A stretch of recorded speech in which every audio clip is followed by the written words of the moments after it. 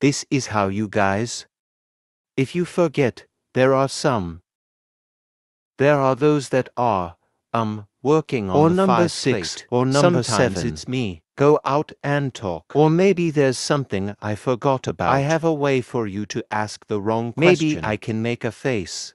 The back of the 5th one, for example. But I have a little. I forgot to know I was working. Next plate is the front plate of which number plate it could or be a number 7. Sometimes you forget by where you can come from. No matter what you do, it has this. There's a stamp here. It's going to have a label here. So let's say this goes to plate 8. I'll remember looking at the part. The roll part. Oh, this label. That's it, and I chose that. I'm going to delete this guy and now I will choose. Go to the plate and find the number 8. That's what it is. This method is that it doesn't get greasy. You don't have to write, sometimes. Well, many of you don't notice this.